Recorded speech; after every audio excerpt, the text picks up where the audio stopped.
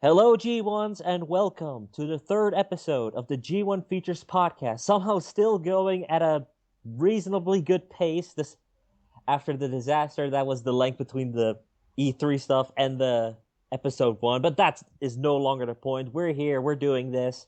My name is Madhero. I'm the head honcho of G1 Features, and with me as always is Gear 12. How are you doing today? I'm doing very well, thank you for asking. Yeah, it's funny doing stuff like this on a consistent basis because I was just like I'm going through my fall break right now. We're recording this on the October 20th, by the way. Not really sure when it's gonna come up. Hopefully this week, still this week. But what basically like I just texted Gear like, hey, do you have time to record a podcast today? Because I felt there was so much to talk about, especially with the Parents Games Week that happened. But and then I just looked through more and more of the stuff, and it's just like, yeah, sure, sure, it's possible. Yeah, we can discuss some more. And it's so different from how it used to be with like the old podcast, the non-playable podcast, which I wish could have gone on and do bigger and more stuff with it, but that was such a hassle to handle. But that yeah, that was crazy. Like yeah, me from the Netherlands, and then there was Side Smash from the US, Big Joe 91 from Canada, and then Frank Hagar from Sweden, and all four supposed to come together and do a podcast together. And it was fun doing those few episodes together. It was really, really fun. But this is so much easier, especially since we're from the same country, so we can just like if we have the time, it's easy to be in the same time zone and just go, "Hey, you ready?" Yeah, sure, let's do it. Yeah. But anyway, enough woes about things that happened in the past. Let's talk about the then and now. So, Gear, how are you doing today? What have you been up to anything lately? I've been playing more Dragon Quest Heroes, and it's starting to annoy me a bit, which is a Really? pity. Yeah, What it's what happened? Because you were really on that game side for oh like yeah, during the I last don't episode. get me wrong, I really still like it. It's just there's small things that are really starting to get to me, like the interface. What's with the Uh, interface then? well, it you can't do more than one thing at once. Like often what happens is you'll have like a full inventory because you pick up crafting materials to make accessories with that give you like stat bonuses and stuff. So I've Uh-huh. had a number of times that my inventory is full, and you can only sell these things in bunches of 9 at most. When you can have like bunch of like 40 of the same thing, and you having to sell them in bunches of 9 is just Oh, tedious. yeah. And when you're selling equipment, each listing in your inventory has to be sold separately. So even if you have 4 of the same sword, you have to sell each sword separately, go through the entire process of are you sure you want to sell this? Yes, and then do it again. Same goes for buying weapons. If you're buying like armor spheres, which is how you get armor, improve your defense. Even if you're buying 4 of the same orb, eat one for each of your party members, would you like to buy one? Yes. Who's going to equip it? This person. Would you like to buy one? Yes. Who's going to equip it? The next person. Would you like to buy one? Yes. Who's going to equip it? The next person. Would you like to buy one? Who's going to equip it? The next Oh person. God, this sounds. I can already imagine the tedium of that, and especially with a Dynasty Warriors game, which is already kind of infamous for like that tedium, or is that I mean it occasionally, but honestly, the levels are short enough and exciting enough that it never really becomes an issue. Like you can like each of the characters, at least in my party, have pretty different play styles. So if I sort of get bored of playing with one character, I just switch to another one. right? And I mean the controls are the same, but you have different tactics and different special moves and stuff. Mm-hmm. So the combat, I haven't gotten bored with the combat, and I've been playing it for I think 20 hours by now. Okay, yeah. So that's a pretty that's a pretty good length for a game. Yeah, So, and I'm still not finished with it either. any idea how far you are, or Um, I want to say maybe somewhere between a half and 2/3 of the way through, but I'm honestly not willing to make that call okay? confidently. Because there's an achievement for clocking like I think 30 hours in a single in a single file, but I have been taking time out to do all the side missions as well. Oh, does that? Oh, okay, yeah. So that definitely adds to the time then as well. Or Yeah, it does because there's missions where you have to go to like a specific area and do something or kill a specific number of monsters that may not necessarily appear in the next level, so you go back and replay an area to kill those monsters and that it's kind of blatant padding, um but the combat is fun enough that I don't really mind. okay. So it's still one of your it's still a really good game that you're enjoying playing. Just that there's a lot of annoying little parts to it. That's Yeah, I'm still having a lot of fun with it, but the little niggles, they're getting to me. yeah. There's always those games that just kind of like, oh, this is so good, but then there's these little things which just annoy the hell out of you. Like I thought with Metal Gear Solid 5, and those are big things like missions that feel literally impossible. Like there's this masterpiece of a game, and then there's parts like that which just annoy the shit out of you, and just like, God damn, you're so close to being perfect, or so close to being awesome and great, and then there's just these parts that ruin it. Yeah, like the Uncharted series. Okay, you've been playing that as well, or Yeah, I bought the Nathan Drake collection a while ago, and I've slowly been making my way through that. okay, how is it so far? Because I've played some Uncharted, but never really like the most I've played through the entire trilogy is like about an hour, and that's just at a friend's house at some point to see like what the game is like. I've beaten the first one. Okay. I've almost beaten the second one, save for the final boss, Uh-huh. and I started playing the third one. Okay. So that does seem to show that you're enjoying it because you've beaten two of the games already, or Yeah. See, there's two main problems that the Uncharted games have, I think. mm-hmm. One is actually a pretty major one. The shooting kind of sucks. I've heard that, yeah, that the shooting isn't that great. Yeah, Nathan Drake, when you're doing aim down sights, he moves so slowly. Like, he pans very slowly. He looks around at, like, a snail's pace. Enemies don't really feel satisfying to shoot, just because they move around so much. Like, they have massive recoil when you shoot them once, you know? Oh yeah. And that's mostly an issue with the first one. It's less bad in the second one. Okay, because the enemies are also bullet sponges in Uncharted 1, right? Or Some of them, yeah, because like you got people, you're getting enemies that have like flak jackets and then straight up like assault armor and miniguns and stuff like that. And I find that this was definitely a problem. This is definitely a problem in the final boss of the second one, which is sort of why I decided to skip him and go to the third one. Is it's just a guy. uh-huh. Admittedly, like I mean, spoilers for Uncharted 2, I guess, but he's eaten like some magical tree sap, which gives him superpowers, basically, or makes him really hard to kill. Right? But he doesn't look any different. Oh, that's disappointing. Yeah.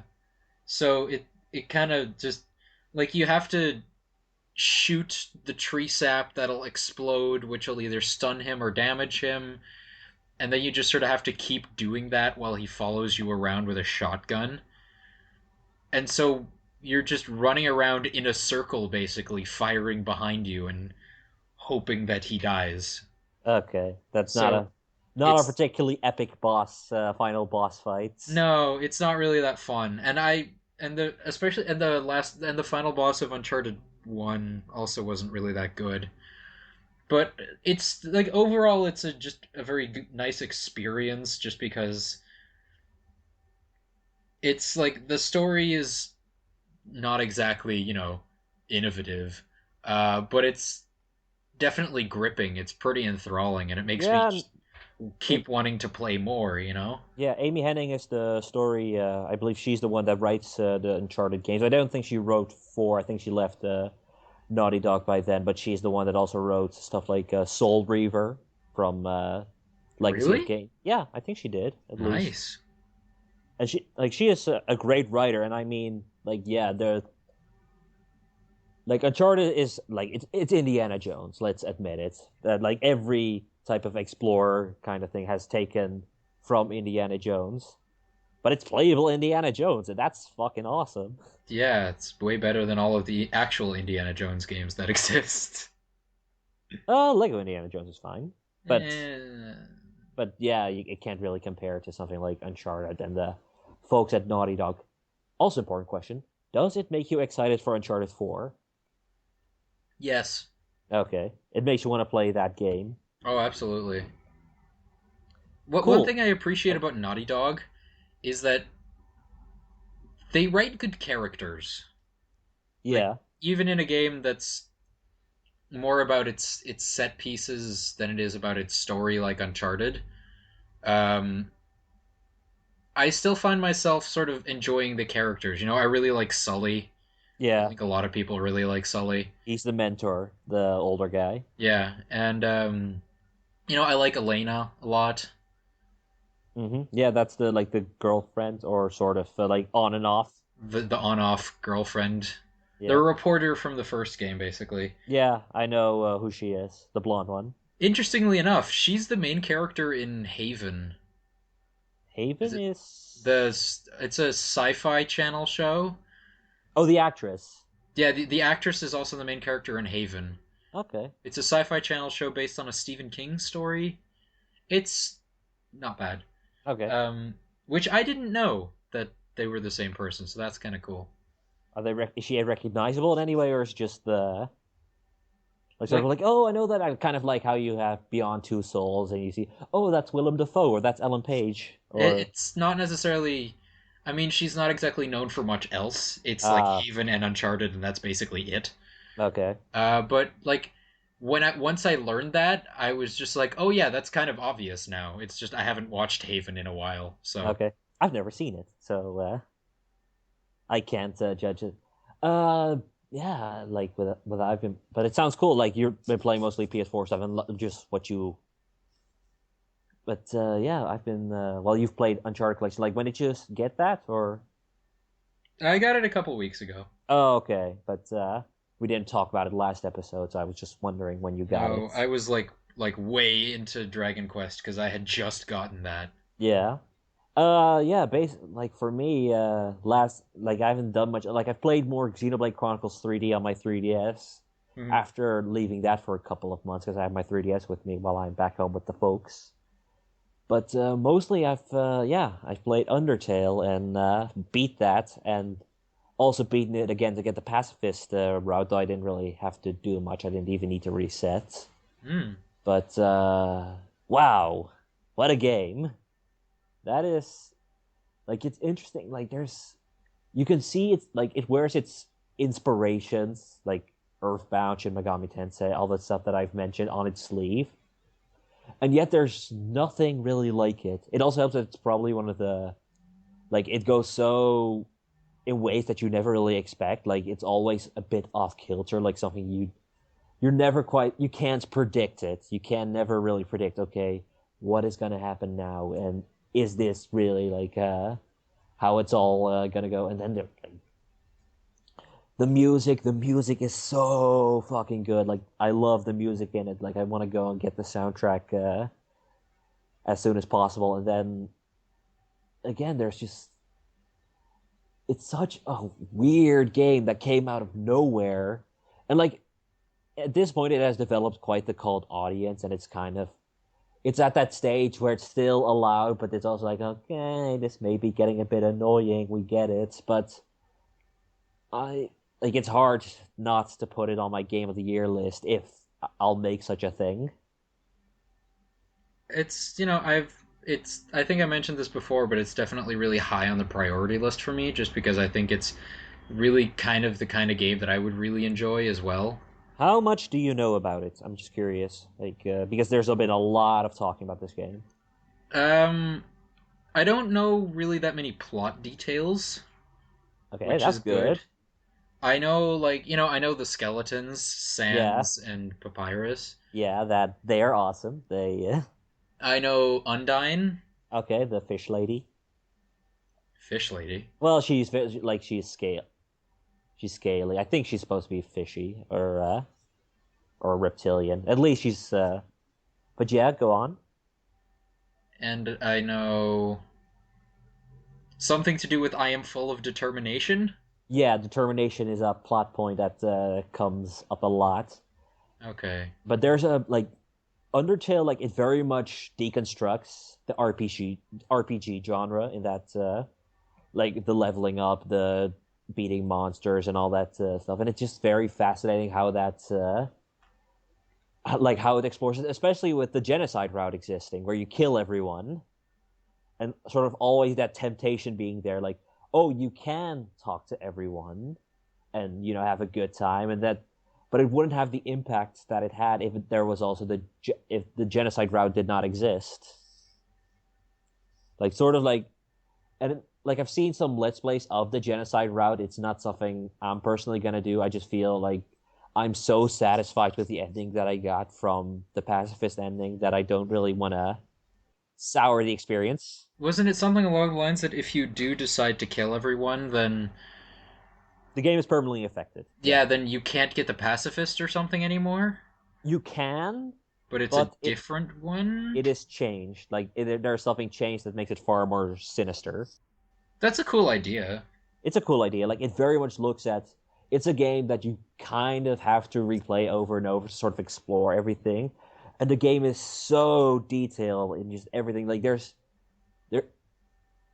again going back to Earthbound. Like when you beat Gygas, I believe, you can explore the town before the real ending, and you see that all the text has been changed. Like every character says something different, and that's the same with Undertale. And just like sort of like literally every character, every NPC has suddenly something different to say about the events that have occurred, and it's just like it's crazy how much detail is in this game. I mean, it's clear that it's a labor of love. Oh yeah, absolutely. It's like I can't really say too much again, like for spoiler reasons, but it's like like it it made me have feels when I beat the pacifist ending, and even like during the actual battle, like it made me think about, and I'm still thinking about it, and that's real. Like you don't really get that with a lot of games, like that sort of, you sit down and like a week later you're still thinking about it. I don't know. That's usually I have that a lot less with games. Usually more with movies. Well, But it's really the sign of a good game, and I've had games where that happened to me. I mean, Bastion comes to yeah, mind.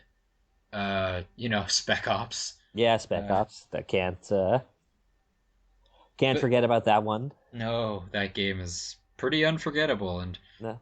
if you listened to my interview, you would know that I am a huge fan of that game. Oh yeah, you got interviewed by Tom the Iron Man. How was that? It was fun. I love doing that. Tom the Iron Man is a great guy. Yeah, yeah, it was a lot of fun doing for me doing it as well. But I'm also really glad that he left the post credit stinger in. yeah, that was a real fun scene. No spoilers for what it is. Just you have to go watch the video yourself. But Yeah, it's great. It's a great little thing. And that was also he left a little sticker for me as well when my neighbor came and asked, "Hey, can you please tone it down a bit?" And we just talked a bit like, "Yeah, sorry about that." And yeah, mine was funnier. yeah, a lot. Yours was a lot funnier. But moving on, yes, go play Undertale. It is absolutely great, and I know like it's very easy to go into the game thinking it's overrated or that people or with like overly high expectations. It's really the best if you go in not knowing anything, and that's kind of hypocritical in the sense when everyone's talking about it and you sort of get the details through that and then try to go in without knowing as little as possible. Like don't even go like watch let's plays of it, just experience it for yourself, I'd Yeah, I've say. purposefully avoided watching the Game Grumps playthrough just because I know that this is a game that I want to play for myself. Yeah, cool. That's very not yeah, that's very good. It's the sort of cuz like only really watch it if you've actually played the game. And the game isn't very long. I beat the normal game in about 5 hours, and then the pacifist stuff to unlock that probably took 1.5 to 2. Okay. but that's only because I didn't have to reset because I already filled in most of the requirements. Oh, that's cool. Yeah, but yeah, go again. Just go and play it. It's really, really awesome. And now I just sort of have to think, okay, what am I gonna play next? But seeing that it's almost November, there'll be plenty to talk about. But before we go on and talk about that, it's probably best to move on to the news because a lot happened. Oh Uh, yeah. yes, in a lot of different areas. So, what do you want to begin with? We have the YouTube Red shenanigans. We have the Sony Paris Games Week. We've Let's got start with YouTube Red, just because of how complicated that issue is, and I want to get it out of the way. yeah, okay. So YouTube Red, in case you haven't heard, and you probably have at this point because who doesn't watch YouTube these days, at least right here. But I mean, you kind of have to if you're listening to this. exactly. But yeah, the YouTube Red scenario, like the best, like when it was first announced, it was basically a Spotify service in the sense that you pay 99, you pay 9.99 a month, and for that you won't get any ads. You'll be able to download songs and play them offline. And there was something else, but that I forgot. Well, we'll get to that part later of having their own shows there as well, kind of like a Netflix type of thing. But of course, this left people with a lot of questions, like because it's coming very soon. I think it like I just read the thing that it's launching today In the US, at in least. the U.S. I'm not sure like when we are getting it, but yeah, there's this whole thing about like, okay, how are content creators going to get paid? Are we how are we going to be affected by this? And at least during the trial period, like the first month in November, it seemed like they were going to get paid because if you're a certified like a video maker, like when you're assigned with something like Maker or Full Screen, you're getting automatically. You're getting YouTube Red automatically. I believe that is what I read. That I'm not sure about. Okay, but the big deal was okay. Am I going to get revenue from this? And for a while, the answer seemed like no. Or at And least not from the free trial month. yeah, and for some, it's their livelihood. They don't have a Patreon. They they live through the ads that they get on YouTube. And I know, like ads suck. I know they suck, but it gives people their livelihood. Yeah. And then yeah, like working for a whole month with no pay. Yeah, that sucks. But now that seems to be resolved. Do you want to get into it more or Well, yeah, because it seems to be resolved, but it isn't. it's It's very weird. It's very like vague in its writing and basically what it seems to be indicating, and we're going off the YouTube creators blogspot post that was posted earlier today, like 20 minutes as of this recording or something, as of the time of this recording. It seems to be indicating that YouTube Red is merging with Google Play Music, and the revenue that is generated through existing subscribers of Google Play Music, part of that is going to be going towards paying content creators in the free trial month, but nothing from new subscribers through YouTube Red seems to be going towards content creators. So, I mean, the post seems to be assuring basically that that that content creators are still going to be paid the same amount. Like they'll quote unquote like they'll be fine, but I don't know. I think the system that they're using for to generate revenue out of the free trial month is just really weird. yeah, I agree. It's sort of and it's just bizarre that they just sort of farted out like sort of like, okay, here's this thing and we're gonna launch it this week and this is how we're gonna get like with stuff like YouTube gaming, that took a while at least, sort of like, okay, gave us an idea. Okay, this is what it is. It's basically like Twitch, but it's YouTube. And here this is suddenly like, oh, okay, I guess this is a thing, and how are we gonna get how are we gonna get paid from this? And it's sort of like this whole shock to the system suddenly, and especially like the no ads parts, which for many people they think, okay, no ads, that means I can't get paid, or that Well, all the money that YouTube Red subscribers are giving is going straight to YouTube and nothing to them, or something like that. yeah, I mean, YouTube doesn't exactly have the best relationship with its users, let's be Absolutely. honest. But they're not stupid, usually. They're owned by Google. They like Yeah. I doubt they are stupid, but still, this seems to be like it seems so incredibly hasty that like it made people confused and sort of like something that would like informing multi-channel networks like Machinima and Maker would have been appreciated beforehand, so that not everyone's just like, oh my god, what is going to happen? Am I going to be okay? Am I going to be able to pay? Here's the thing, though.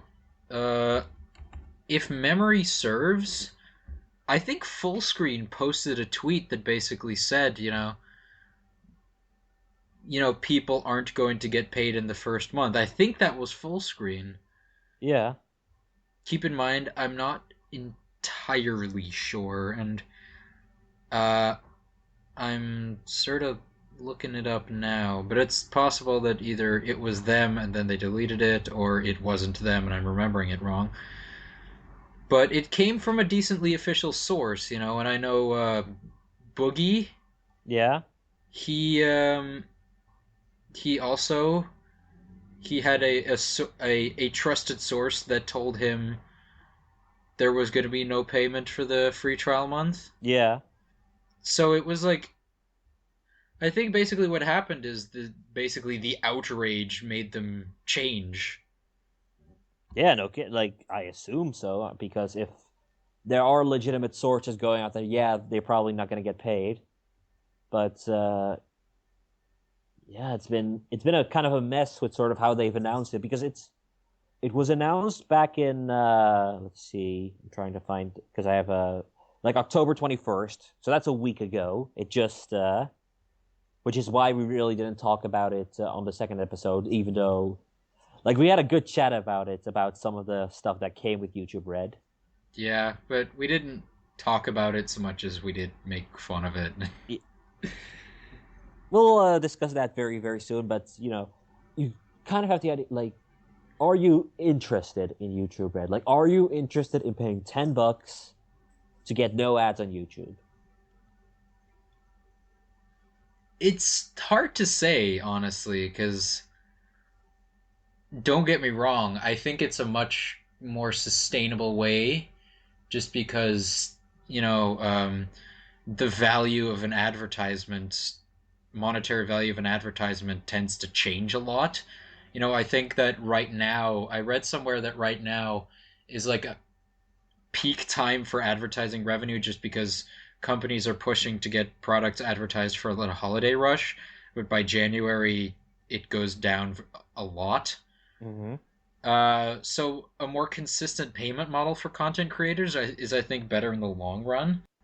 Um, but I already have a Netflix subscription, and I don't want to have like so many subscription services, I mean, Exactly. so many of them exist. There's like Amazon Prime, there's Hulu Plus, there's Pandora, there's Spotify, and I only have Netflix out of all of those. Yeah, But honestly, I watch so much YouTube yeah, that I think it's and ads have never really bothered me that much unless exactly. That they're didn't really bother unskippable. me. I mean, there's some ads that try to get all meta, like, oh, if you want to hear more, don't click on that skip button. Just go away with that nonsense. There was one that was just like I think it Dutch. I think it was Garnier, which is like a shampoo commercial, which was like when you're watching at like 1 a.m. and the guy asked you like, "Hey, aren't you supposed to be in bed?" or something like Oh, that. those. Oh, I hated those so much. It was creepy. Yeah. But yeah, those ads I can take or leave. But and honestly, for the stuff you get for it, I think it's pretty worth it. Okay. Like you, not only do you get ad free, but you also get the ability to like basically legally download videos and watch them offline. Yeah. That is And neat. and you know, there's like outside software that can help you with that, but that's not. I don't know if that's technically allowed. It's Uh, not, but I've done it before. I've done it for this show to add video, like for on the E3. Yeah, like I just downloaded YouTube videos and then put them in there. yeah, but But and you also get access to the exclusive shows, and I ah, can take or leave those as well. I was waiting for you to mention that because I don't like this has been something that's sort of been swept under the rug, or at least like right now for many people, YouTube Red is just no ads. Like we aren't getting any ads by paying $10, kind of like Spotify. Fair enough, okay. But we get exclusive shows actually like made by like one of the like the big dogs of YouTube creators, the ones with like the 5 million subscribers and all that good stuff. Hmm.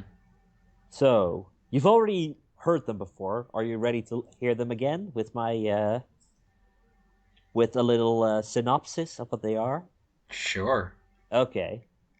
Now, the first. Okay, and I'm getting these from Variety, by the way, so that and also the slate is overseen by global head of original programming Suzanne Daniels, previously head of programming at MTV. We don't know what MTV area, but that should it maybe explain some of the shows that you'll see here. The new series and movies are Scare PewDiePie. In the reality adventure series, PewDiePie, real life name Felix Kilber, from the creator and executive producers of The Walking Dead at Skybound Entertainment and Maker Studios, experience thrills, chills, and laughter as PewDiePie encounters terrifying situations inspired by his favorite video games.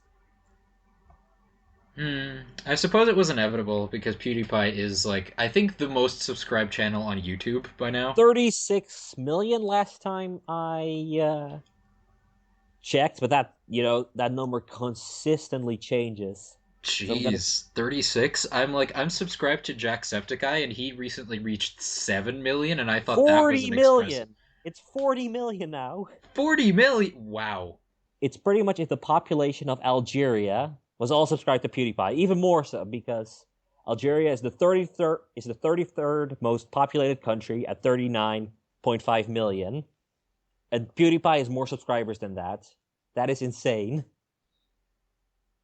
People love that guy. I don't get it, but they love him. You know, it's fair enough. It's not for me, but have fun. Yeah, okay. So on that tangent, other shows. Sing It from the Fine Brothers, who created YouTube's React franchise and Mandeville Films.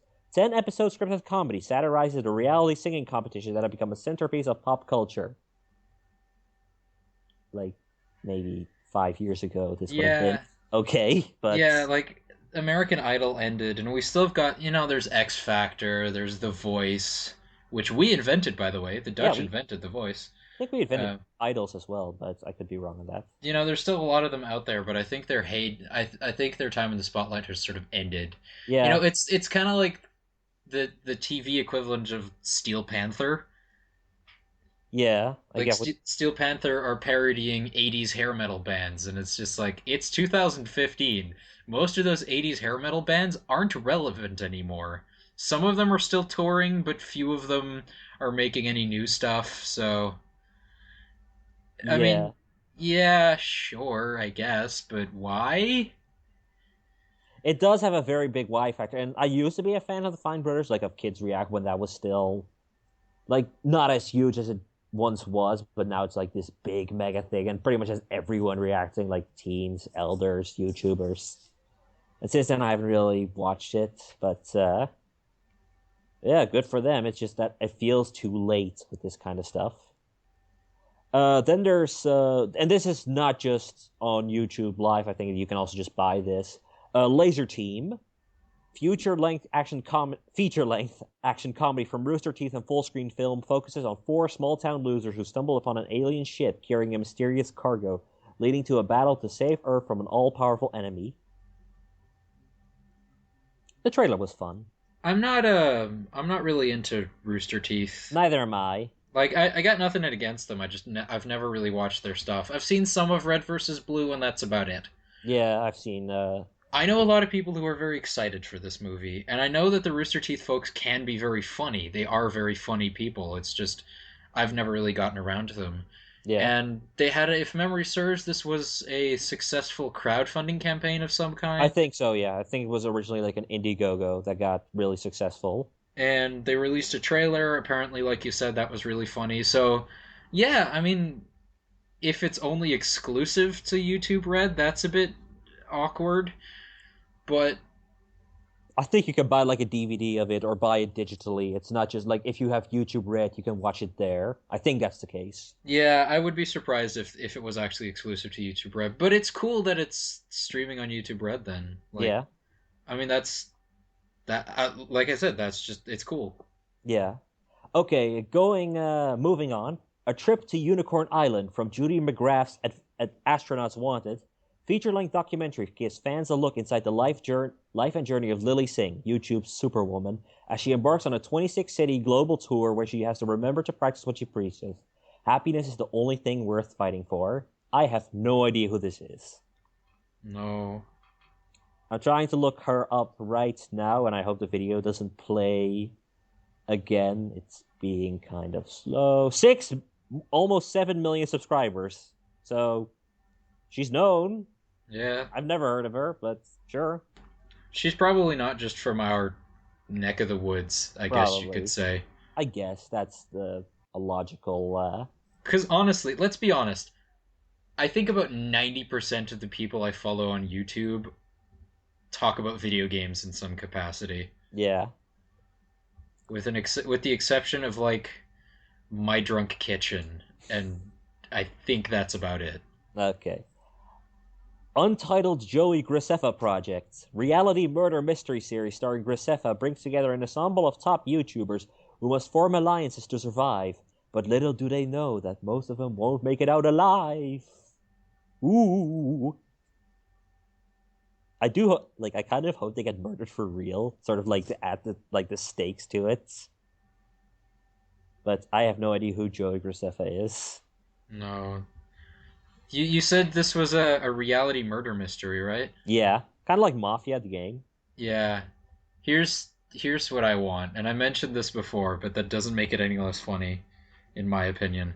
Uh-huh. I want on this show, I want one of those really angry YouTubers, like the Amazing Atheist. Oh god.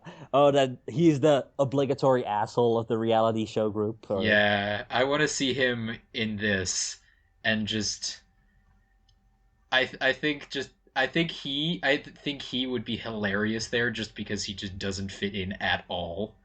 just like, yeah, you always have those people, just the one asshole who remains because he's the most interesting to watch. Yeah, and like if he wins, that would be tragic because he's an asshole. But Okay. Uh, Oh boy, here we go. 360 Project from Matt Pat of Game Theory. YouTube educator and pop culture expert Matt Pat from The Game Theorists hosts a 360 virtual reality series exploring the real life science behind popular video games by throwing gamers into scenarios they play through every day, from water jetpacks to haunted pizzerias. Yeah, that's oh, do I hear knuckles cracking? no, that's my chair. For a moment there, I thought you were gonna spit some truth bombs there, just sort of like, let's get through this, because we did discuss this on the. Yeah, yeah. It's not a particularly original concept for a show. I mean, it's basically MythBusters But virtual reality, so I guess you need an Oculus to watch it, or or one of the other 12 virtual reality headsets that exist now or all. are coming out. Yeah, but so I'm not really like it is MythBusters, but with Matt Pat, and like I like Matt Pat as a guy, like he seems really nice, and but I don't know. I like as someone who used to be a fan when Game Theory, like when the first few episodes came on Screw Attack, it's just like, wow, this guy is really good. I hope they pick him up, and then like just sort of see that explosion of how popular he's become. But the quality, in my opinion, has gone really down, and just not like, especially just the Five Nights at Freddy's obsession, and that's just not. And that's just because it's not for me, and I can't really. I'm not the audience for that. But I'm just like, I don't care. Yeah, it's I have my frustrations with him and other people on that channel. Gaijin. Yes, that's I honestly, didn't say anything. I just coughed. yeah, yeah. Honestly, I just sort of ignore them now. Yeah, that's I probably I don't have the energy to put into disliking them anymore. especially since they're too big, they don't care, or at least it's funny because MatPat did respond to me, like he did an MMO or MMO's dying video, and that was sponsored by Game of War. And if you know anything about Game of War, you know it's kind of shit, and that it's like microtransactions up the wall. It's mostly known for the Kate Upton ads, Yeah, and then it's sort of like I just said, and I didn't even include him. I just said like. It kind of goes against the whole. I only take sponsors from companies I believe in. which is kind of funny to me because that means that he's the kind of person who frequently searches himself on Twitter. Yeah, I guess that happened during the backlash, like when that sort of came in. He was just sort of looking, okay, what are people saying? But then it like just personally sort of apologized about that, and it's just like, okay, interesting. I'm still not gonna watch.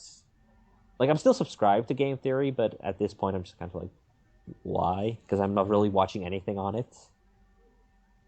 But yeah, but yeah, good for him that he's making this show. I'm just kind of wondering how you're gonna watch this if you need a headset for it. And we'll move on to VR at some point, like when we talk about Paris Games Week. But we still have four more shows to get through. Single by 30 in romantic drama series from Wong Fu Productions and New Form Digital. Two high school best friends make a promise to get married if they're single at 30. A decade later, an attempt at upholding their vow unfolds in unexpected ways. That Okay. sounds like the plot to like 12 other romantic comedy movies. Yeah. Moving on. Untitled College Humor Project. Written by and starring the cast of College Humor, along with special guests, this new anthology series will take a dark and comedic look at the absurdity of internet culture. Okay, fair enough. Uh, I mean, that's kind of what college humor has been doing for the past like 5 years, but yeah, pretty much. It's not really. I don't know. Like I used to watch College Humor a lot, but now I'm just sort of like, whatever. I like Oh, their POV series. like they posted a recent Back to the Future video when that whole shenanigans was going on. That was pretty funny. Like going to the actual 2015. But yeah, for the rest, I haven't really seen much of College Humor. I don't know who's on there. I'm a cracked guy, even though their stuff hasn't been that great recently. No. Fight of the Living Dead, reality show from Alpine Labs, takes popular YouTube talent and traps them in a real-world zombie apocalypse. They must use their instincts and gaming skills to survive as they battle the elements for the ultimate price of survival. Fair enough. It's zombies. They're still popular somehow. It sounds like a mix between the PewDiePie project and the Joey Graceffa projects. Like they sort of got those two and meshed them together. It's The Walking Dead with YouTubers. Let's be But honest. That's what it is. true. And I But mean, like, okay, that could be entertaining. It's a decent setup for a show, and yeah, if you like the people involved with it, then you'd probably enjoy it. But yeah, hey, I mean, it'll probably contain people we recognize, just because it says and use their gaming skills. So yeah, don't be, don't be surprised if you see like people from Polaris show up there. yeah, absolutely. And finally, and maybe, nah, not least, let's be fair here. I Am Tobuscus, scripted comedy from Toby Turner, aka Tobuscus, explore the world of a self-involved YouTube creator pursuing bigger stardom. This show features original music, okay, and satirizes the digital stardom. I I knew Tobuscus was a thing back in high school. Yeah, Like people were really into vlogs. his um literal trailers. I think he did. I think that's him. Yeah. Yeah, people were really into those. And then, at least from my life, he sort of just disappeared. But So apparently, he's like, I think he's still fairly popular. Yeah, I think he still like charged the most subscribed YouTuber. Let me see, and again, hope stuff doesn't play. 6.5 million subscribers. So that's not too. That's pretty respectable. It's less than Jacksepticeye, but still. Yeah, Um, I mean, fair enough. That seems like a pretty obvious show to make, I yeah, guess. yeah. But with that lineup, is there anything that sticks out, and is there something that makes you go, "Yes, I want to get YouTube Red to watch this," or it's just kind of like, whatever. I mean, this all sounds like pretty standard stuff, you know. Yeah, Oh boy, a reality show, like three reality shows, you know. yeah. Uh, Um, like three that satirize reality shows. and one has zombies in it. Oh, How groundbreaking! But I mean, I doubt that this will be the only stuff that comes onto YouTube Red. yeah, It's very much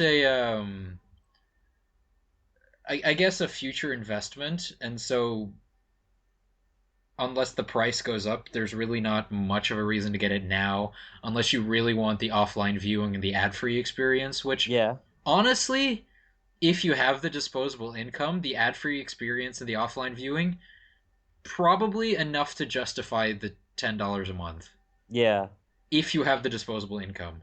Exactly, because it's all about disposable. It's again, like you mentioned, like there are so many subscriptions for everything, and it's just sort of choosing, okay, what do I pay for? Especially as a student like myself, like okay, I got to be valuable with I've got to pick and choose with what I want to pay for, and right now that is Netflix, and that's not going to change. Yeah. I do wonder, like, at what point YouTube Red is going to save a show or something like that, because let me think about, like Yahoo saved Community of all things. Yeah, that was weird. That was like Yahoo. Yeah, exactly. That was just like, wait, what? They do stuff? And Uh, then yeah, I just kind of wonder, okay, is this gonna we're like Hulu is gonna save the Mindy Project, I believe. That Uh needs saving? I heard that show's really good. it got canceled by Fox. Oh yeah, Fox. Yeah. Well, they cancel all sorts of good shows. Cough cough Firefly, cough cough. And then let me think. Yeah, Netflix is also gonna do another. It's like a reunion season of Gilmore Girls, and they did Wet Hot American Summer. They did, of course, Arrested Development. So you're just kind of waiting and seeing, like, okay, what show is gonna what cult TV show is gonna get canceled that YouTube is gonna save, and they're like, you gotta watch YouTube Red. It's just kind of like, okay, let's wait. But yeah, YouTube Red right now, we can only just speculate on what's it really gonna be like, and then sort of explore what it has to offer. But I'm curious for sure. If I'm gonna pay is a whole other question, because I don't mind the ads enough to really say, okay, I'll pay $10 to get rid of them. I will say though, ads can get super annoying on playlists. Yeah, Like that's when they really start to become grating. And I'll tolerate them just because I like to support them. I do have ad blocker, but I haven't disabled on pretty much every site that I frequent. yeah, So honestly, there's really not much of a reason for me to keep it around. But um, I've had it turned off on YouTube pretty much since I installed it, just because I want to be able to support the people that I like, and so they can keep making the content that I want to see. exactly. Moving on, because we've talked about this YouTube Red thing for a while now, and it's an interesting development. But there's all other stuff that happened, including Paris Games Week. Yes, which sort of came out of nowhere. I didn't know that was actually a thing that happened. I had no idea this was a thing, but it sort of like it became a thing when Sony said, "Oh, we're not doing a Gamescom thing. That's pretty much Microsoft's party. That like by not being." And then sort of like, okay, we're gonna be at Paris Games Week. Okay, what's Paris Games Week? The Because it kind place of where just Sony is going to be debuting all their stuff from now on, apparently. it's weird because they have PlayStation experience, so you kind of assumed, okay, I'll get, which I assume will means that they have so much stuff to show that they have to just separate it between E3, this, and now PlayStation experience. I mean, they did have a pretty good showing from what I heard. Yeah, it was great. You didn't see it then, or? No, I was working on something else. I didn't want to get distracted. Okay, well then there's quite a bit to discuss because they did have a lot to talk about. Yeah, I saw some of the roundups and I know basically what happened, so I'm not plunging in blind here. No, of course, but yeah, there's been some interesting like there's some smaller stuff that for example, Dulcim is going to be in Street Fighter 5. They announced that that was going to come in February in 2016 and then have a bunch of more characters. Like Street Fighter 5 has a whole different kind of system how people are buying it. How And then let me see, like, there's this new game called Boundless, which looks like a prettier Minecraft. It's kind of weird looking. I mean, it has the visual style of Minecraft, Yeah, sort of like the nature and stuff is like voxels basically, but yeah. it was combined with something else. And I saw a comparison to that, and I can't remember what it was, and I'm sort of annoyed at that. But it's not just Minecraft. There No, is something there's else more to it. stuff to it, but that's the comparison that most people made. We were reminded that Battleborn exists, and then eh. I don't know, like Battleborn got completely swept under the rug when Overwatch came, and then because Battleborn, it's made by the same people who made Borderlands. It's just Yeah, I remember at E3. I remember seeing the video of it from E3, and honestly, it didn't look very good. I don't know. It's just not clicking with me. Like it's very much going for the MOBA crowd, but I don't know. Like it's trying to be like everything, and because of Join the that, club. yeah, it's trying to be everything, and by that it becomes nothing. I feel. I mean, if you're signed up for Gearbox's service that they did the golden keys through, Mm-hmm. they've been sending me emails about Battleborn, about the closed beta. Yeah. And that's how I was reminded that Battleborn still existed. I don't play MOBAs, so I've been Okay. ignoring them. Ah, yeah. Let's see. Ratchet and Clank got a new trailer. It looks amazing.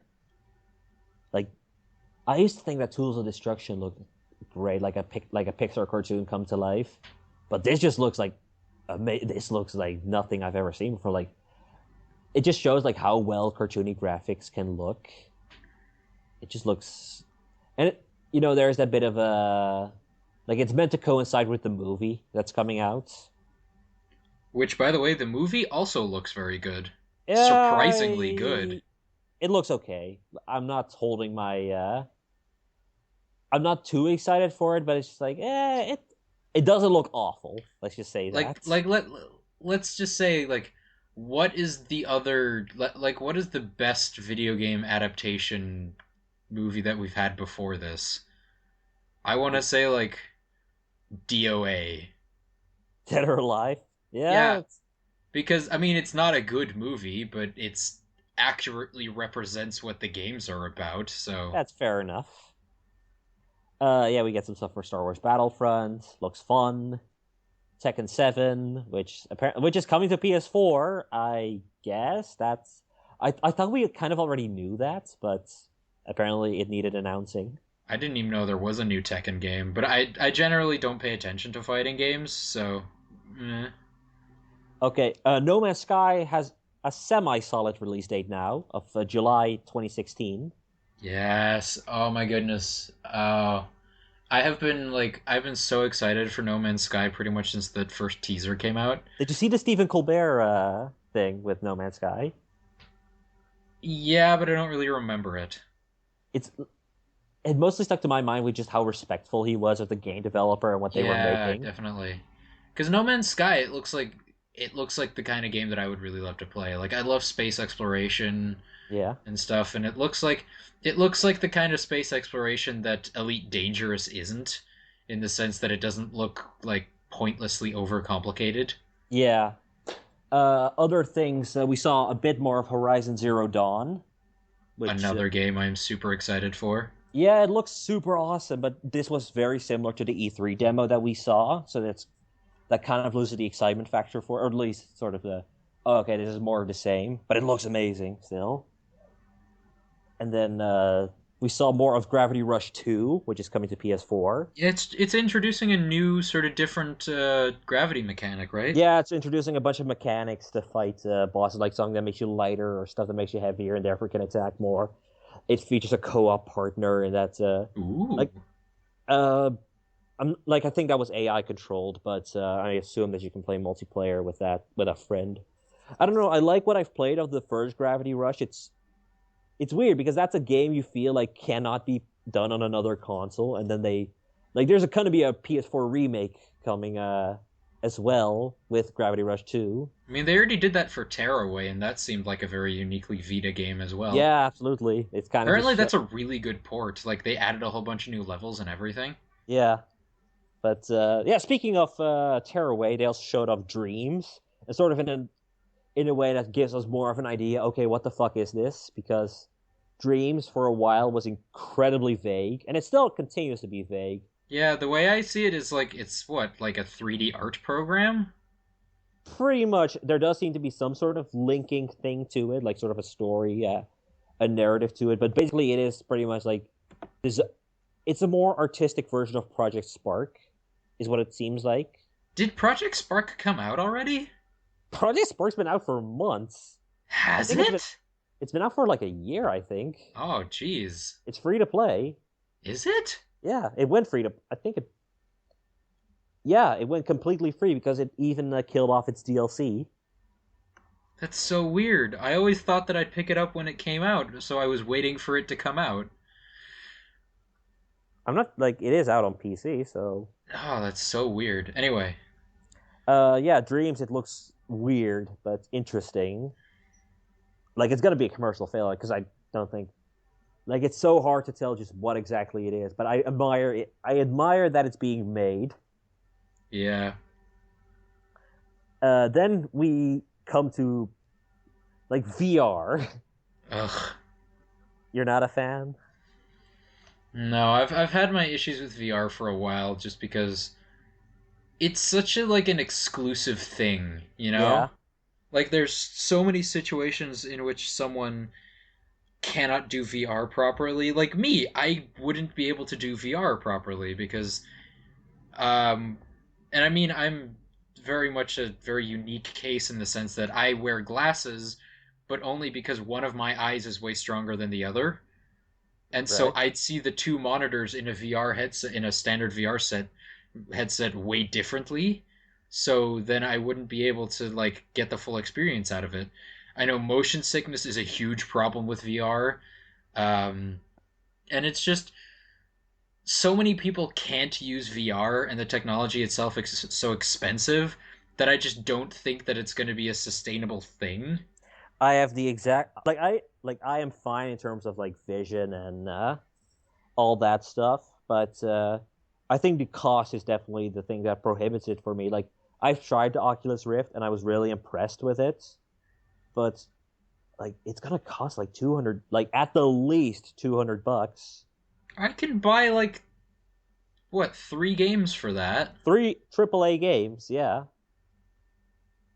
So then it's sort of like okay, and I'm not like I just don't really see it in me to sort of like get that thing, especially like with PlayStation VR, which is like a PlayStation 4 exclusive thing, I believe. Or I would be genuinely surprised if it wasn't. yeah, so I'm just like, okay, then what's really the point?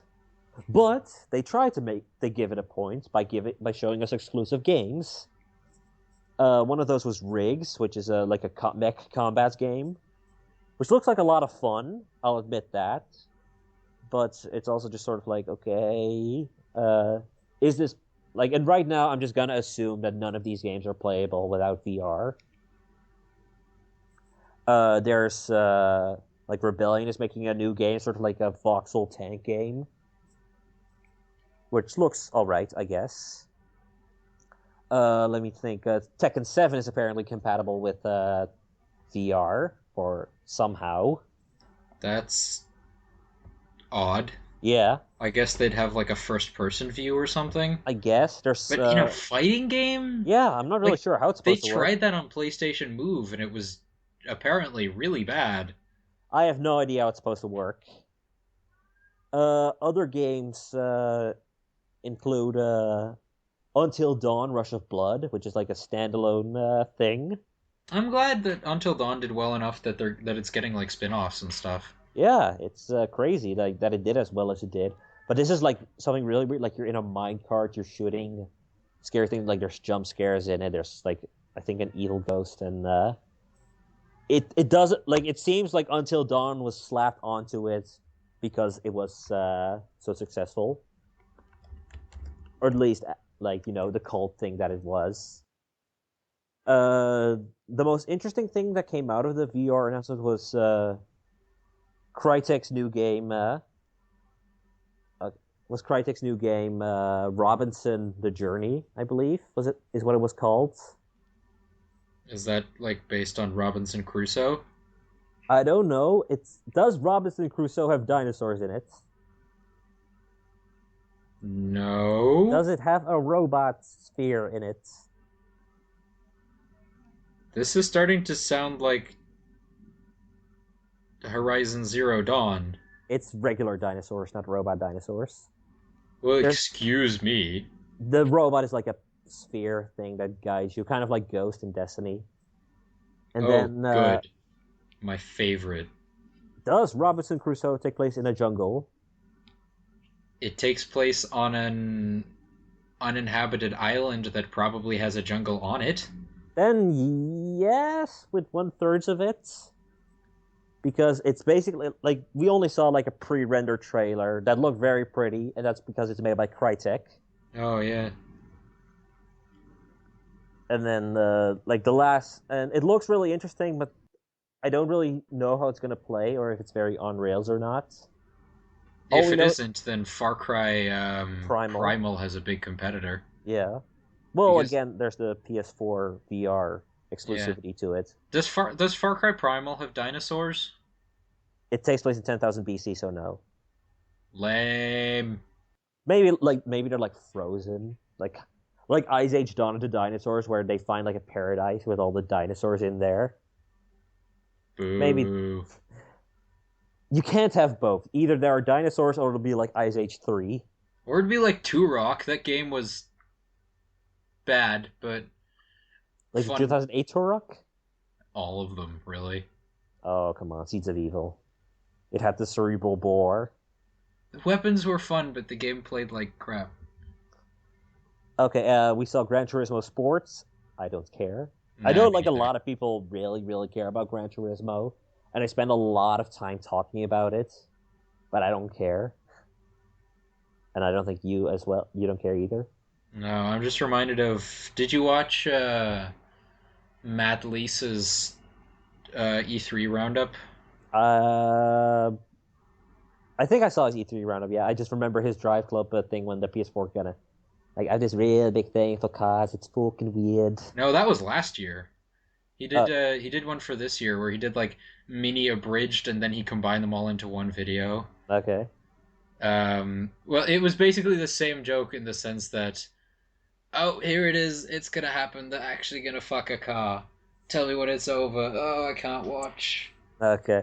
But yeah, it was very much like very much the FIA, which is like the motorsport type thing, and they go into lots of detail. But more interesting stuff happened. Like Michel Ancel, the creator of Rayman and Beyond Good and Evil, his game Wild, which looks really fun. Yeah, don't you like turn into different animals in that game?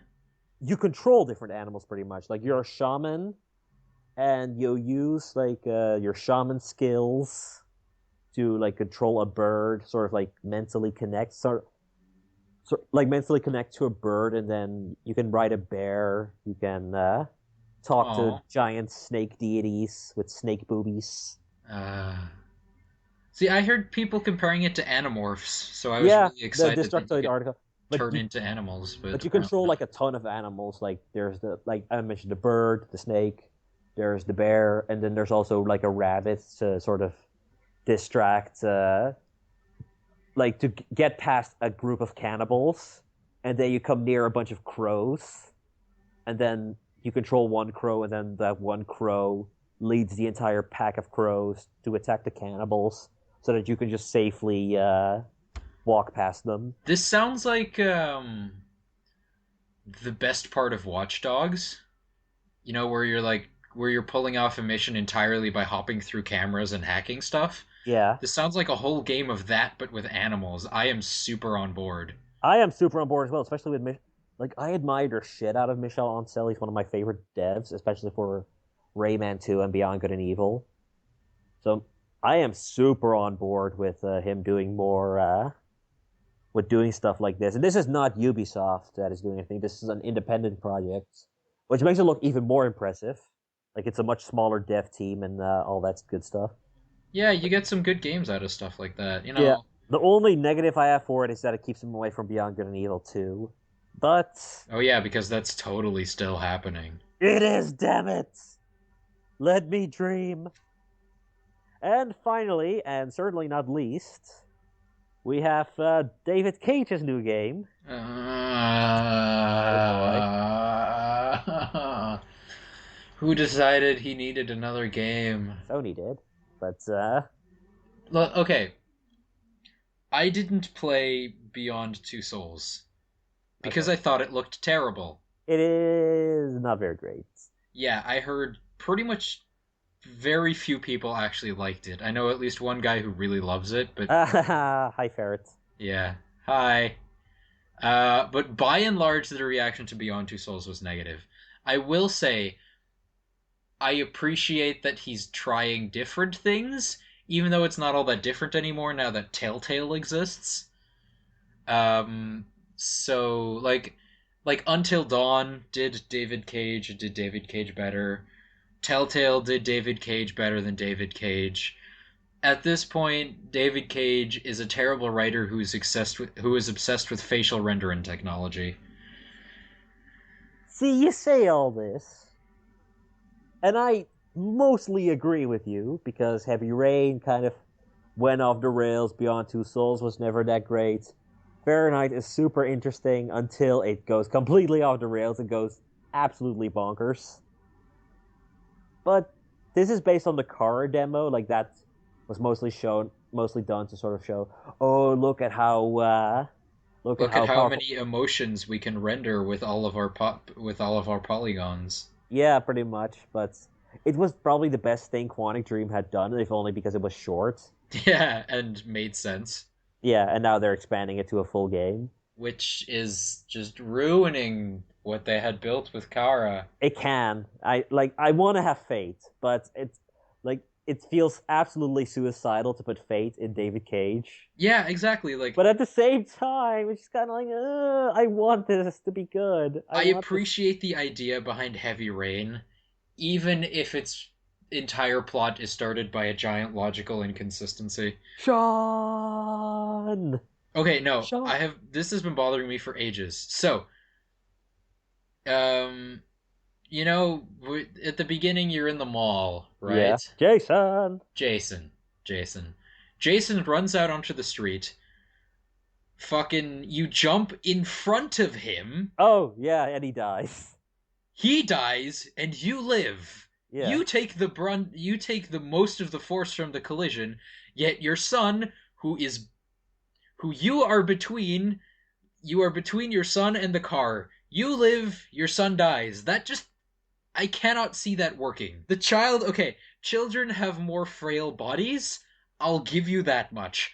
But still, most of the energy from the collision went into your body, not his. You should be dead. Your son should be crying and terrified that his dad just died, but then you wouldn't have a game. So create a situation in which it is logical for your son to die, just in a way that makes sense. Oh my god. Okay. Okay, that happens. But yeah, kind of.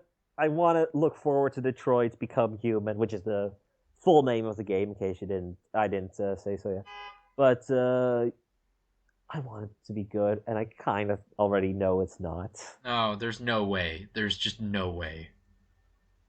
But sometimes you want to be optimistic about stuff.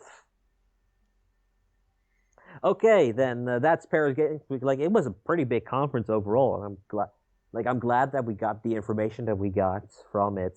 And now I'm just curious. Okay, what do they have left from PlayStation Experience? Because they like the big thing is there's going to be a launch window for PlayStation VR on price, but for the rest, I'm just kind of like, okay, what else is there?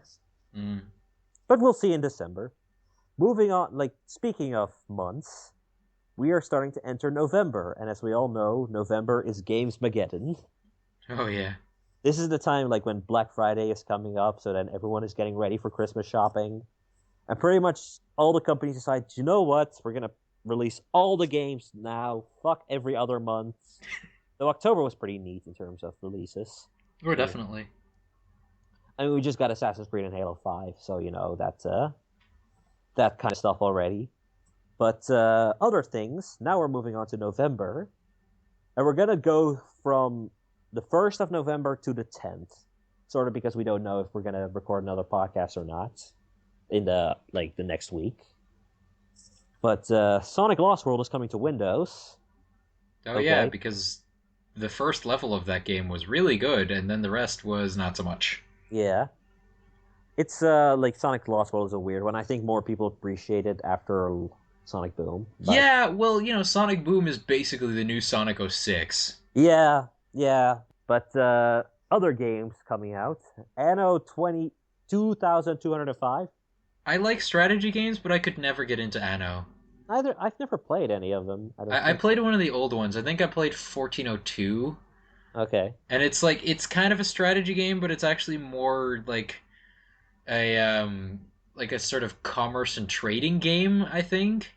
I don't know, I could never really get the hang of it, so Wasn't it very Civilization-esque or it was kind of like a combination between it's kind of like a real-time civilization, uh-huh. but like I said, I never really understood exactly how everything worked. Right. I don't know either, so I can't really say anything else other than, hey, it's coming out very soon, so maybe check that out. Uh, the other game coming out at that time is the new Need for Speed, just called Need for Speed. It's a reboot because the Need for Speed universe is super complicated, and we want new fans to enjoy it. Yeah, there's just so much like lore and backstory that can really get in the way of the full enjoyment. Exactly. Uh, all I really know is that it uses that it uses FMVs, kind of like what Guitar Hero Live does. I can see that going very poorly if they use less than good actors for the story bits. Yeah, like I don't care enough about Need for Speed. Like I like some of the Need for Speed games a lot, especially like during the GameCube, PS2 days, and like some of the newer ones, like the new Hot Pursuit and Most Wanted, were really fun. I played Carbon, and that's my entire exposure to Need for Speed. I don't think Carbon was very good, at least. Nope. Yeah, this one. I'm curious, but I don't really care at the same time. Funnily enough, there's never been a Need for Speed game just called Need for Speed. Like the original was called The Need for Speed. Huh. That'll mess with people's filing It's systems. like Fast. It's like Fast and the Furious, like how that was called, like how the first one was called Fast and the Furious, and then the fourth one was called Fast and Furious. Yep. But moving on, Call of Duty Black Ops 3. That's coming in. Looking fairly interesting. Look, coming. No one cares about Call of Duty, right? No one does anymore. It's just, everything's moved on. No one. It's no longer the biggest franchise. Or I think you'll find that you'd be wrong. Um, nah. In all seriousness, Black Ops 3, like it's Treyarch, and Treyarch went from being the whipping boys or like the redheaded stepchild of the Call of Duty family oh to boy. making the most interesting Call of Duties. Yeah. Because the whipping boy is now Infinity Ward, Oh which yeah. was shocking. Like which would shock anyone from like 2007 and 9. And sort Yeah, of like, like wait, because what? Infinity Ward did the Modern Warfare games, right? They didn't Modern Warfare, yeah. Yeah, I think Modern Warfare and Modern Warfare 2 are like really highly regarded as being still, even now, some of the best Call of Duties. But as far as modern goes, I don't think there are a lot of people that actually liked Ghosts all that much. No, no, Ghost was one of the worst Call of Duties in a while. But Black Ops 3 is looking fairly interesting. I Yeah, saw it's going very Deus Ex-y, which was funny because when the trailer hit, like Deus Ex, the Deus Ex Twitter, which is underrated, go watch it if you like the Sonic the Hedgehog one. It's very like they reacted to it like with like a cat gif, like they're like, wait, what? This seems familiar. yeah. But it's they're doing some interesting stuff with this one, especially for the single player. Yes, Yeah, there's a renewed focus on the single player in a Call of Duty game. you doth be shrieking. Yeah, it's really kind of cool. They basically they've taken some elements from the multiplayer, but they've also added some cool new stuff. Hmm. Like you can play the levels in any order, so theoretically you can just play the last level and have the credits roll, and you've quote unquote beaten the game. Yeah, Um, the you can customize your own loadouts before every mission. Um, I think they brought back like special ops, co-op missions and stuff. yeah, Zombies looks fairly interesting. That's got a pretty cool cast yeah. That zombies one always tends to have a pretty good cast. with Jeff Goldblum, Yeah, Jeff Goldblum of all people is in there. Let's see, I Neil just had it, but Neil I McDonough. yeah, Neil McDonough is in it. Ron Perlman is in it. Oh yeah, Well, that's give or take. Like he's in like Scorpion King 3 and but he's always cool. he was in Yeah. Pacific Rim. I will fight you. Just look up Ron Perlman's IMDb page so you find some questionable material there. Yeah. But yeah, the other game that dares to challenge Call of Duty Black Ops 3 is Yokai Watch for the 3DS, which is interesting to say I the least. think I know which one's going to sell more copies. Yokai Watch, of course, right? They just had the anime, and the anime is actually watched by a lot of people. Yeah, that's true. But Well, Yokai Watch is like you take photos of ghosts or something, right? no, that's Fatal Frame. No, like it's a kid friendly. And then it's like you take photos to capture creatures like Pokemon. What it basically is like like there's yokai in the world which affect the world around you. Like if you have to constantly go to the bathroom, that kind of stuff. Like can't seem to stay awake, that kind of stuff. Yeah. And they affect that world around. And then you are a little boy who can fight the yokai using other yokai, befriend them, and then sort of yeah, you do like turn-based style battling with them, which looks very Pokemon. Like the whole thing is very reminiscent of Pokemon with a new, and the game is huge in Japan. Like Is it really? yeah, the first game Cool. sold like 3 million, Wow. and like the series is incredibly popular over there. It's great.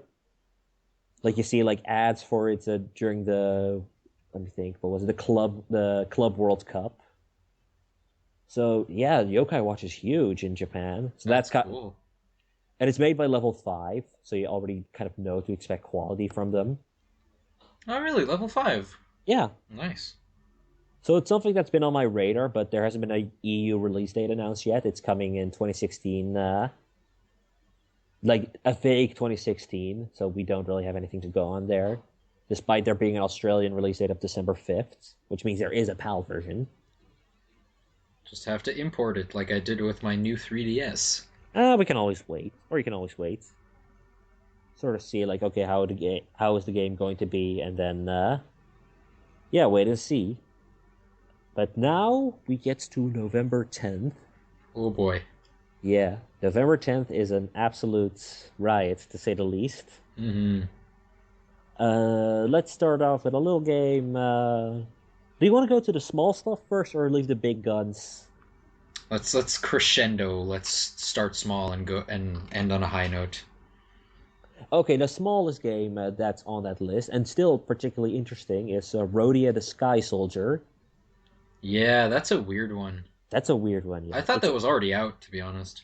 It's a game that was in development for the Wii back in like 2010 or 2000. Like it was revealed in 2011. It's made by Yuji Naka, the original creator of Sonic the Hedgehog. And basically, the game was in development hell for a while. And since then, it's moved to the 3DS and Wii U version, to the Wii U, I mean. But the game is very much designed with a Wiimote in mind. So what they're doing now is first print copies of the Wii U version will include the Wii version, which let you use the original Wiimotes, and it's really bizarre. Yeah, I guess that means, the first printing are probably going to become collectors Oh yeah, absolutely. things pretty soon. So if you're interested in this game that looks okay, Yeah, get it sooner rather than later. yeah, exactly. And like, I don't particularly care enough. Like, I'm one of those guys that wants to check reviews first before he bu- like I buy my games. But it looks interesting and like this kind of history. And it's all sort of fun to just buy like a Wii game in 2015. It has just something weird about it. Yeah, It's the last officially licensed game released for the Wii. you'd So, think they'd go out on a high note, but well, the Wii has been has been stopped since 2012. So in that sense, you know. that's true. Okay, then there's StarCraft 2: Legacy of the Void. I thought that was coming out way later, but I Yeah, know a lot of people that really like StarCraft 2, including my brother, who recently bought the battle chest that includes the whatever one, first one and the Heart of the Storm Zerg. and Heart of Heart the of the Swarm. Swarm, that was it. Yeah.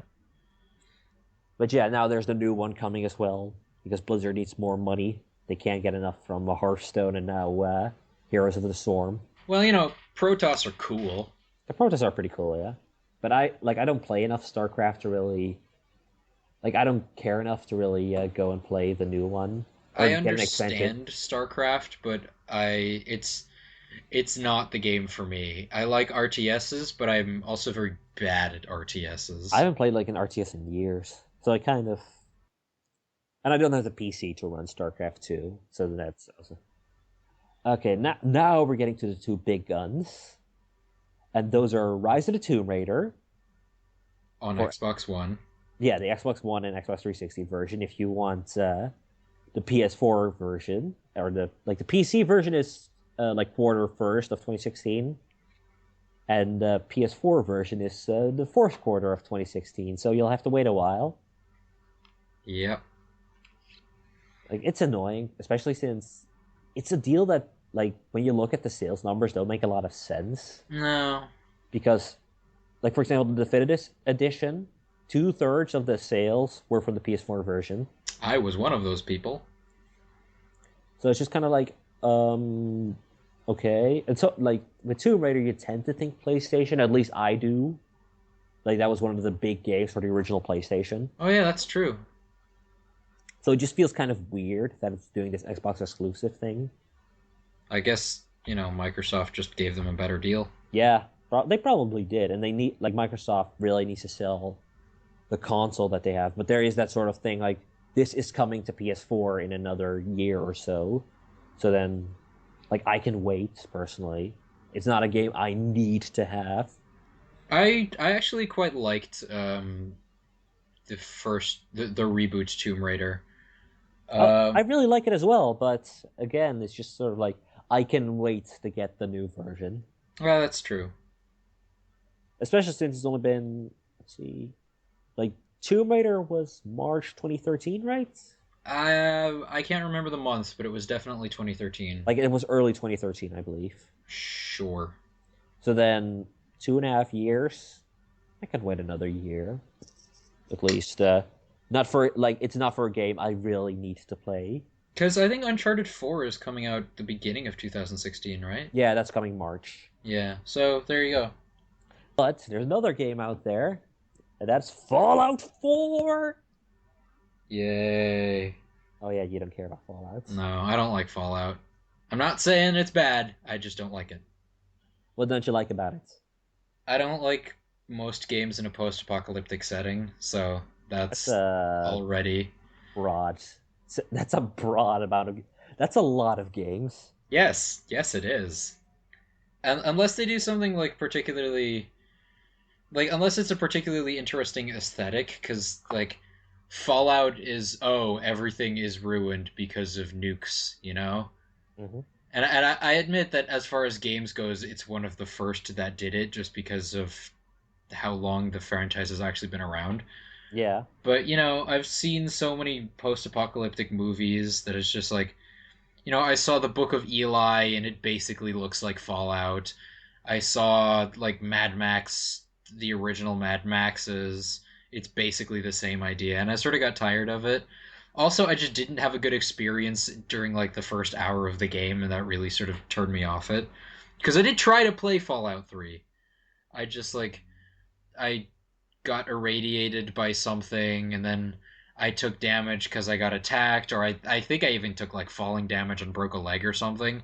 And then I didn't have enough money to get myself patched up, and then I was just like, this is so much effort, and I don't care right now. And then I never went back to it. So, Well, I am in fact really excited about Fallout 4. and rightfully so. It looks really like it looks like it does a lot of stuff that Fallout fans would enjoy. I am just not a Fallout fan. Yeah. I'm just really looking for like the just sort of like it just looks so much more expanded from Fallout 3. And like Fallout 3 looks pretty dated now. It looked dated back in 2008. But Though, if memory serves, they sort of they changed the conversation system to be more like Mass Effect, yeah, they and did. that's sort of annoying, I It's hear. it's weird. And they got It's rid of definitely the something it is skill something system as different. well, right? The skill system is basically that you can level up. You can continue to level up so that there's no level cap. You can Okay. That's at least what I've gotten from it. I've actually like besides the special shorts, which are really really fun in that because they are that 50s cartoon kind of style. But for the rest, I've kind of been keeping quiet. Like Fallout 4 is a game I know I'm gonna enjoy at least, unless it's like severely fucks up. And it's been a game like it's been in the cooker for so long. I mean, we had New Vegas, but that was Obsidian. So now Yeah. it's been since 2008 that we got a Fallout 3 from that we got Fallout from Bethesda, and I it's mean, they seven. did Skyrim in the meantime, and they Yeah, did true, Elder Scrolls Online. but yeah, well, I don't think Bethesda themselves did Elder Scrolls Online. Didn't I think, they? Okay, sure. but like I just love that universe so much, like that they have created. Like I bought recently like a collector's item, which is like the mini nuke, which is like collector's editions of all the old Fallouts, like from Fallout 1 to Fallout New Vegas, and it looks really neat. And it's kind of like it's a fun little thing to have, and it's just like I'm just so excited for it. Like that is the game to get on November to just completely drain all your time away. I'm not denying that it's probably going to be good for that. Just it for Fallout fans, it looks like a good game. Yeah, So have fun you're with just that, not. y'all. Yeah, I mean there is that sense that with like every big major AAA game is open world, and that's kind of tiresome in a way. Yes. But the Wasteland, especially like what they've shown so far of Boston, looks really cool. And it's something that I want to explore and all the characters in there. And like Fallout 3 is filled with such funny shit. Like there's Fault 112, like 1112, I believe, which has just a bunch of clones called Gary. And Really? yeah, there's a whole bunch of vaults there. Like one puts you in like a 50s simulation, like this very retro, like it's all black and white, and everyone talks about it like, "Hi, how you doing? It's hot."